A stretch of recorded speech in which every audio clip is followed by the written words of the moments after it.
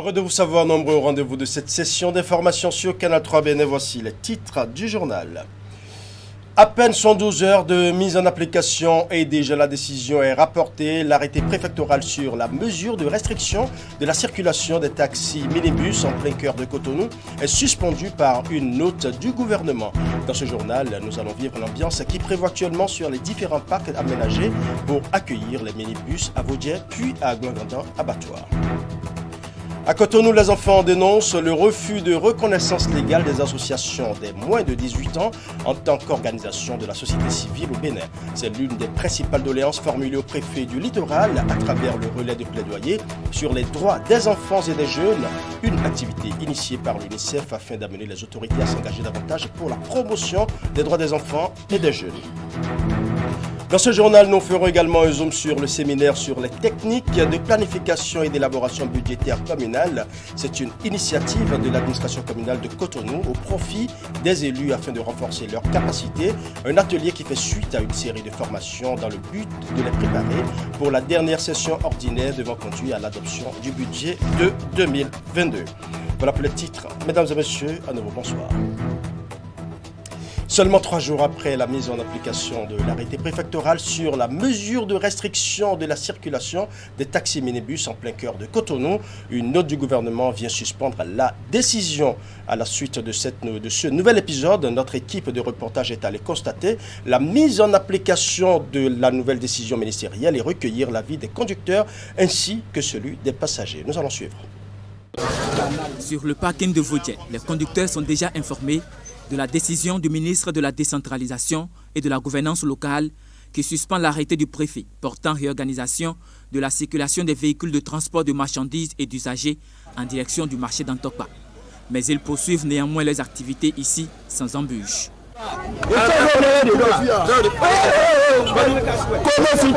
La décision du gouvernement, ça nous a vraiment surpris. C'est-à-dire, ce qui m'a étonné, nous n'avons pas de PAC. Nous, les chauffeurs, n'avons pas de PAC. Donc, ça fait des années que je suis dans le transport. Mais ça a été trop. Ils ont précipité trop. Au fait, ça a été une surprise pour nous tous, pour moi et les conducteurs que nous sommes. Parce que une arrêtée qui se retrouve tout de suite dans les réseaux sociaux, c'est grave. Je me pose la question si c'est le gouvernement de talon même. Parce que nous connaissons la rigueur de ce gouvernement. Dans la masse, il y en a qui ont hâte de rejoindre les anciens sites de stationnement. Là où on est maintenant là, on n'est même pas arrangé les choses. Parce que le parc maintenant c'est en vrac. On veut repartir. Par contre, du côté des responsables des conducteurs, l'ordre doit suivre une chaîne de commandement. Nul n'est au-dessus de la loi. Si c'est la volonté du gouvernement, nous ne pourrons que applaudir. Mais moi, je me suis rapproché du maire. Le maire m'a recommandé de dire à ces conducteurs qui sont désertés de revenir. Parce que logiquement, l'arrêté doit passer par la préfecture. Et la préfecture doit donner des instructions. Et c'est le maire qui reviendra nous dire ici, parce que c'est son autorité qui nous a ramenés ici. Donc, il devait revenir nous dire qu'il y a une arrêté qui nous demande de regagner nos places. Tant que le maire n'est pas venu, nous ne pouvons rien faire. Comme le stipule la note ministérielle, la mesure de réorganisation du transport urbain dans la ville de Cotonou a engendré beaucoup de mécontentement. Les passagers se plaignent des difficultés à rallier leur point de chute, le marché d'Antokpa, à partir du nouveau site de stationnement des véhicules. Et cette décision apparaît pour eux comme une bouffée d'air de soulagement.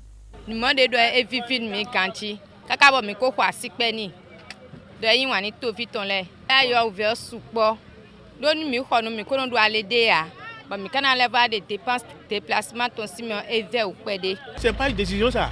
Non, on nous a chosifiés. Nous ne sommes pas considérés comme des hommes. Non, comme des bêtes jetées à la pâture. Non, c'est pas bien. Du côté des conducteurs, les plaintes n'en manquent pas. Mais il estime qu'un aménagement du site serait une alternative acceptable. Nous ne sommes pas des délinquants, nous ne sommes pas les derniers dans la société. Nous sommes les chauffeurs, nous sommes des humains aussi. Donc, ça a été trop brusque. Ils devaient nous donner un peu de temps. Au moins, ça peut être l'année prochaine. Et il devait construire quelque chose et arranger l'endroit au moins normalement. Ça a été notre souhait il y a longtemps. Parce que nous avons voyagé et nous avons vu dans les autres pays. Le parc veut dire Cotonou qui regorge tout, n'a pas un parc auto fiable. Bon, nous savons que c'est provisoire. Avec le temps, on peut nous arranger. Mais les conducteurs que nous sommes fiers de se regrouper ici et de savoir qu'on a au moins un site. Qu'au fur et à mesure, la mairie peut nous arranger ça. À travers la note du ministre de la Décentralisation qui suspend l'arrêté du préfet portant réorganisation du transport urbain, l'autorité envisage faciliter la libre circulation des personnes et des biens. Il faut préciser que 24 heures avant la décision d'annulation de l'arrêté préfectoral, le premier adjoint au maire de Cotonou était sur les différents sites destinés aux conducteurs de minibus, comme vous le verrez sur ces images. L'autorité est allée constater l'effectivité de la mesure de réorganisation du transport urbain dans la ville de Cotonou. Une mesure dont la mise en application a démarré lundi dernier, une décision rapportée ce jeudi. Nous restons dans le secteur des transports terrestres pour parler de l'accident survenu ce mercredi 1er décembre 2021 à Parakou. Très tôt à l'aube, un camion chargé de produits de brasserie s'est renversé au niveau du carrefour Hubert-Manga. On ne déplore heureusement aucune perte en vie humaine, mais le bitume n'a fait aucun cadeau aux bouteilles et aux casiers de bière. Nous allons suivre le compte rendu de Jacques Degbé. Le camion d'immatriculation béninoise était en provenance de Cotonou avec dans son wagon environ 2000 casiers de boissons de la société béninoise de brasserie Sobebra. Mais ici, au carrefour Hubert-Manga, le chauffeur a mal négocié le giratoire. Conséquence, il s'est retrouvé dans le décor avec d'énormes dégâts matériels. Moi, je viens de quitter la maison ce matin, j'ai vu un titan qui est tombé. Il transportait les casiers de béninoises et autres. Donc, c'est là que le remorque est décollé de la cabine. C'est là qu'il s'est retrouvé à terre. Mais il n'y a pas de blessés, Mais on a resté beaucoup de casiers de béninoises et autres qui sont cassés. Il n'y a pas de perte humaine. Et mis à part ça, les policiers sont déjà sur le terrain ce matin en train de faire le constat. Ils sont là actuellement. Donc on rend grâce. Il n'y a pas de dégâts trop comme ça. Ça s'est passé au mois de novembre. Parce que le véhicule venait en allure. Il y avait les gens qui faisaient le sport. Moi, je venais au sentier avec mes enfants pour qu'ils aillent à l'école. Elles sont à Damagourou. Je ne sais pas comment ça s'est passé. D'un seul coup, je voyais avec la rue, là, le monsieur balançait juste. Il a fait tomber ça. Nous, on a traversé un peu avant que les trucs là ne versent. L'eau qui a coulé de boisson pour entrer dans le bas-fond, là, c'est pas peu. Ça s'est passé à 7h12. En l'espace de quelques mois, plusieurs cas d'accidents de camions au niveau des carrefours sont enregistrés à Parakou, ce qui vient rappeler une nouvelle fois l'importance du respect du code de la route et l'observance des mesures de prudence sur nos différents assorts routiers. Quand on tend la fin d'année, surtout au niveau des carrefours, Hubert-Manga comme ça, nous arrêtons beaucoup d'accidents à chaque fin d'année. Donc, je sollicite les autorités à mettre les policiers et autres sur le terrain pour pouvoir sécuriser les gens qui filent, pour les calmer. Donc, j'invite les autorités à prendre cette mesure. Les fins d'année cessent les accidents. Donc, on a qu'à essayer d'aller mollo, aller doucement dans les circulations. Tu vas voir l'autre double, l'autre en allure. Les enfants sortent de l'école, ils ont les motos neuves, ils ne se contrôlent même plus, c'est pour aller faire des dégâts. Donc on a qu'à aller bien, que Dieu nous souhaite une bonne heureuse année pour qu'il n'y ait pas de dégâts ni de décès. Aussitôt après l'accident, la police républicaine et les responsables de la Sobebra se sont rendus sur le lieu pour le constat d'usage afin de libérer la voie au plus vite. Ils se sont cependant refusés à toute interview. Dans un tout autre registre, le refus de reconnaissance légale des associations des moins de 18 ans en tant qu'organisation de la société civile au Bénin est la principale difficulté des enfants de Cotonou dans leur élan de participation à l'action citoyenne. La doléance pour un changement de la donne ainsi que l'amélioration des autres problèmes liés à la jouissance des droits des enfants dans le littoral ont été formulés au préfet du département ce mercredi. C'était au cours de la 12e cérémonie de la série de plaidoyer des enfants dans tous les départements du Bénin sur la situation de leurs droits. Reportage.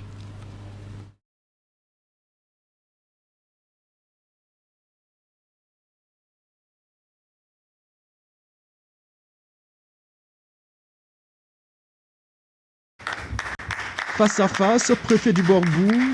Alain Orunla reçoit ainsi officiellement le plaidoyer des enfants et jeunes du département du Littoral après les avoir écoutés avec attention. Avant d'en arriver à ce geste symbolique, leurs porte-voix ont d'abord étalé les conditions de l'enfance malheureuse à Cotonou et notamment dans ces milieux défavorisés. Ensuite, ils ont insisté sur l'enregistrement légal de leurs différentes organisations. Les groupes organisés d'enfants ne peuvent pas être enregistrés au Bénin. Les enfants ont moins de 18 ans et ne peuvent pas fournir les pièces pour avoir un récépissé. C'est pour cela que nous, enfants du littoral, plaidons pour une participation accrue des enfants dans les instances de décision nous concernant, notamment en reconnaissant officiellement les groupes organisés d'enfants comme organisation de la société civile. Aujourd'hui, ils sont plus de 5000 ayant entre 5 et 16 ans qui traînent encore dans le plus grand marché de l'Afrique de l'Ouest. Nous savons que parmi ces enfants, nombreuses sont des jeunes filles qui finissent par être exploitées sexuellement ou se livrent à la prostitution. Tout en évoquant les différentes actions menées par l'État en faveur du respect des droits des enfants, ainsi que le cadre législatif et réglementaire favorable à leur éclosion au Bénin, le préfet s'est engagé à œuvrer pour la satisfaction de ces doléances. Vous n'avez aucune inquiétude à avoir pour ce qui est de la protection et de la promotion de vos droits. Je vais étudier dans les meilleurs délais, au moins à titre symbolique, les conditions dans lesquelles, à défaut de produire des pièces et de la majorité, on pourrait créer un registre spécial et spécifique aux associations des enfants. 11 préfets se sont déjà prêtés à l'exercice avant celui du littoral dans cette campagne du relais de plaidoyer des enfants et jeunes sur leur situation. Campagne qui s'inscrit dans le cadre de l'anniversaire de création de l'UNICEF au chevet des enfants du monde entier depuis 75 ans. Le même exercice a eu lieu à Parakou pour le compte du département du Borgou. Le préfet a reçu les doléances des enfants et des jeunes de son département. Ces derniers ont exposé à l'autorité les difficultés qu'ils rencontrent dans la jouissance de leurs droits.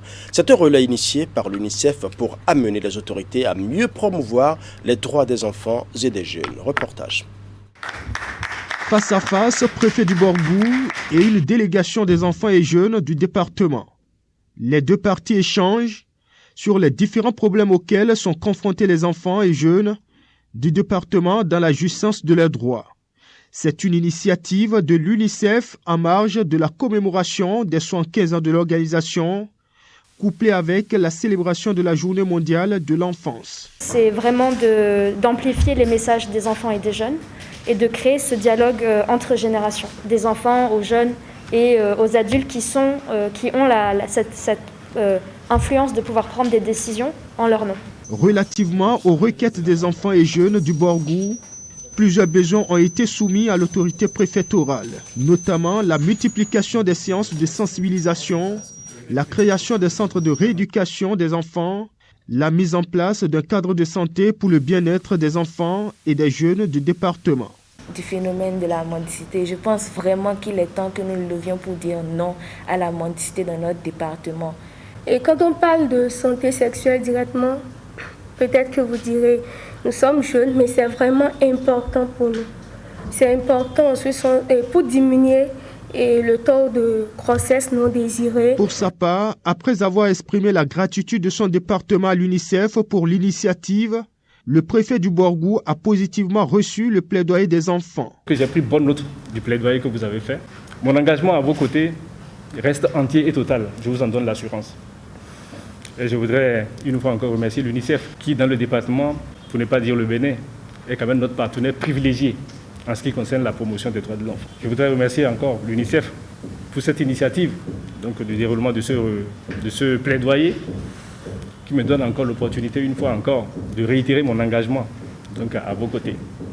Avant l'étape du Borgou, la délégation de l'UNICEF était dans le département de l'Atakora pour le même exercice. Au terme de cette tournée de plaidoyer, le point sera fait au chef de l'État pour des actions conséquentes en faveur de l'enfance. Latania Empire est une entreprise détentrice de plusieurs marques qui se consacre spécialement à la beauté et à l'élégance de la femme. C'est dans cette optique que sa promotrice Tania Kovi s'est lancée dans la fabrication des produits de maquillage par Nelbaï Latania et dernièrement dans la maroquinerie avec des sacs de luxe de la marque Enzo Bebeto. Et pour donner plus de visibilité à tous ces produits, elle a signé ce jeudi un partenariat avec l'actrice et influenceuse camerounaise Muriel Blanche, qui en devient désormais la brand ambassador, une signature de partenariat qui lance l'ouverture du premier showroom de Latania Empire à Cotonou. Je vous invite à suivre un extrait de l'interview que ces deux dames, à savoir Tania Kovi et Muriel Blanche, ont accordé à Canal 3 Bénin. Bienvenue Muriel, je suis fière de t'avoir comme partenaire de cet empire. Merci beaucoup. Et voilà, je suis très fière également et ensemble on va bâtir et on va construire cet empire et le rendre encore plus grand qu'il ne l'est déjà. Merci. Je dirais que la Latania Empire, c'est une force. C'est un groupe de femmes et de jeunes battants qui sont là réellement pour s'imposer par leur originalité et voilà, leur travail. Je suis une femme et j'aime tout ce qui est luxueux, tout ce qui est beau, tout ce qui est chic, tout ce qui est original. Et en tant que femme africaine, il y a cette touche-là que je pense qui manque venant de nous. Donc j'ai voulu créer voilà, ces marques et tout qui ont cette touche vraiment luxueuse et vraiment différents, originaux. Je suis consciente du fait que l'union fait la force. Et Muriel, je la suis depuis un bon moment, depuis les États-Unis, je la suis très bien. Je vois qu'elle est un peu comme moi, elle est battante, elle entreprend, elle a un très grand centre et tout, à Douala, au Cameroun et tout. En plus de ça, elle a son talent, elle est actrice, elle est vraiment bien en fait. Donc j'ai été sidérée et j'ai voulu collaborer avec elle parce que c'est une force. Et je sais qu'avec elle, dans le groupe, on ira vraiment loin en fait. J'ai décidé de m'associer à Latania Empire parce qu'elle a des produits qui révèlent vraiment la femme et qui nous donnent une confiance en soi qu'on trouve de moins en moins chez certaines femmes. Et donc je pense que m'associer à elle, non seulement c'est bien pour moi, mais pour elle également, parce qu'ensemble, on fera de cet empire quelque chose de grandiose et de magnifique à l'échelle internationale.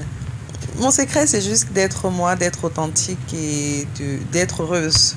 Je fais le maximum d'efforts pour être toujours bien soignée quand je sors parce que c'est très important de valoriser cette image-là qu'on a aujourd'hui parce qu'aujourd'hui, on ne vit plus que pour nous, on vit également pour des personnes qui nous suivent.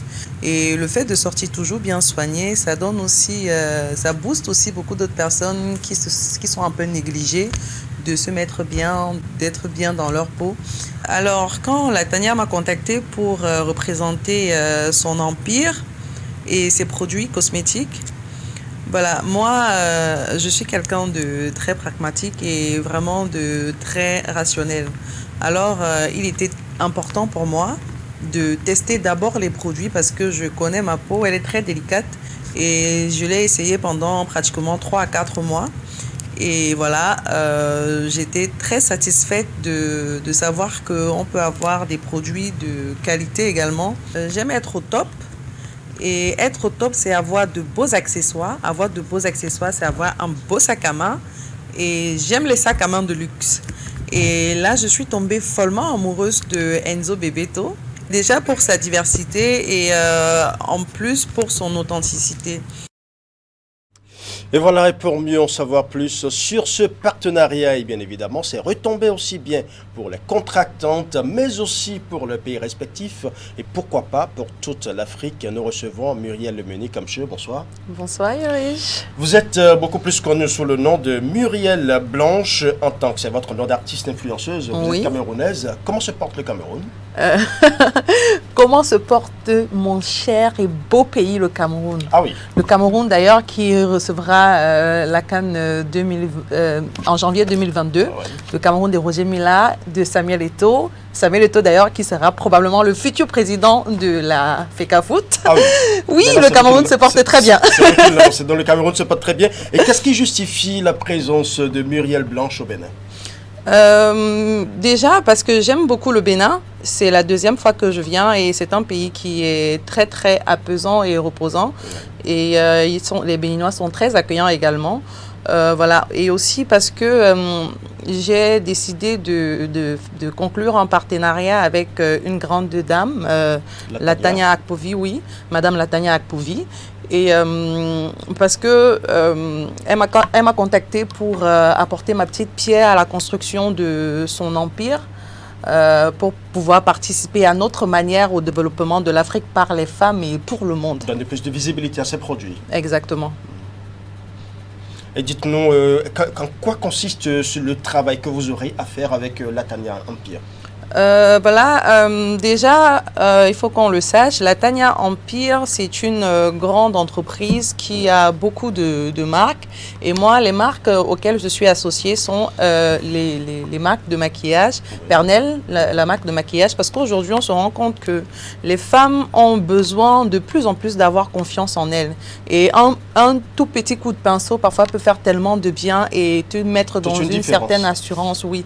Et c'est pour ça que j'ai accepté de participer et de donner ma petite force à cette dame pour pouvoir mettre ses produits vraiment à la hauteur de ce qu'elle vaut.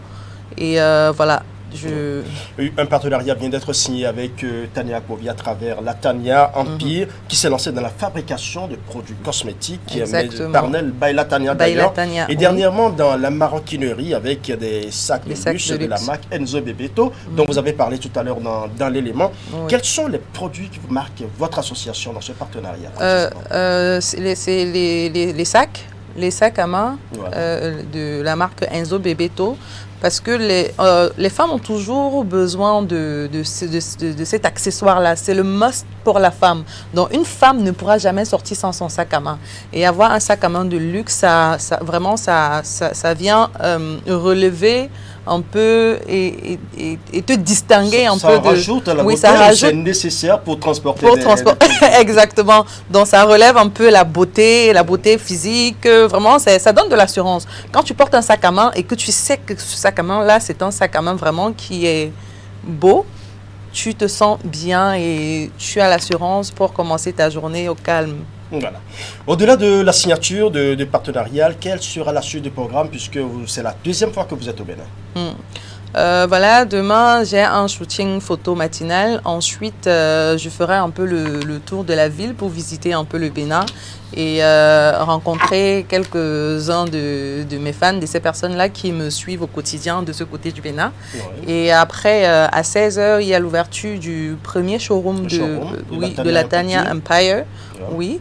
Et c'est à 16h. Je ne sais pas trop c'est quoi le nom du quartier. Bégamé.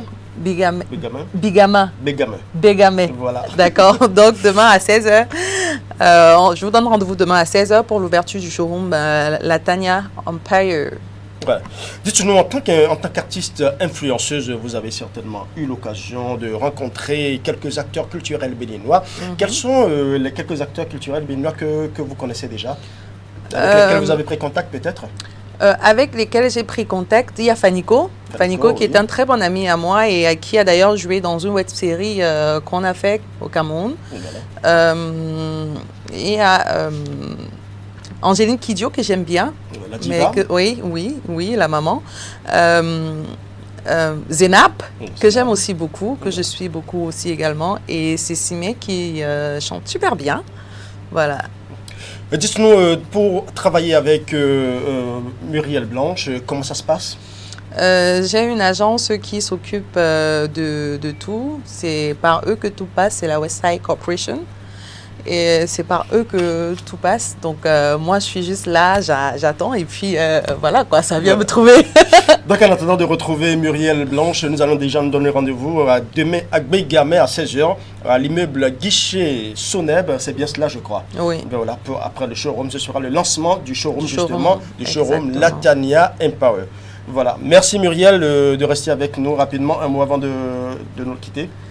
À toutes ces personnes-là qui me suivent depuis le Bénin, je vous envoie plein de bisous et je vous attends. Du Bénin. Oui, je vous attends demain pour l'ouverture du showroom Latania Empire. Venez nombreux mes loulous, je vous aime très fort. Voilà, merci à vous Muriel Blanche. Restez avec nous pour la suite du journal. Mesdames et messieurs, nous allons à présent changer de rubrique pour parler de la 10e concertation interafricaine des maraîchers éco-santé qui a ouvert ses portes ce mercredi à Cotonou. Elle est organisée sur 3 jours, l'UITA avec le soutien du réseau des maraîchers éco-santé Rames. Le thème des assises est prévenir la faim et la maladie en Afrique pour une agriculture maraîchère saine. Geoffroy Messan pour plus de détails.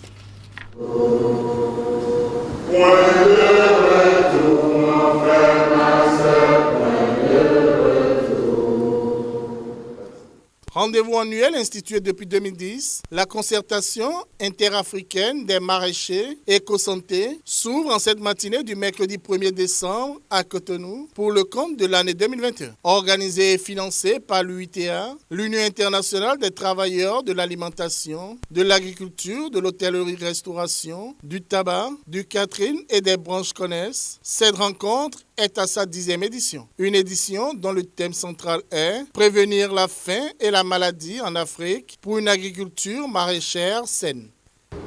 L'objectif fondamental de l'UITA est le renforcement des capacités des travailleurs et travailleuses sur la sécurité sanitaire des aliments en vue de produire une alimentation sûre et saine.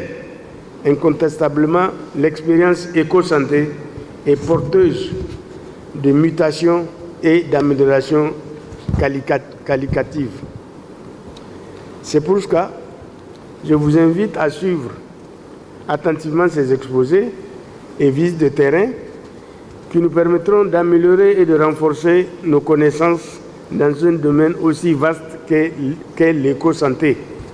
Le réseau des maraîchers éco-santé, Rames et ses membres prennent une part active aux travaux. La rencontre réunit une quarantaine de participants venus de 7 pays de l'Afrique de l'Ouest. Il s'agit du Burkina Faso, du Bénin, de la Côte d'Ivoire, du Mali, du Niger, du Togo et du Sénégal.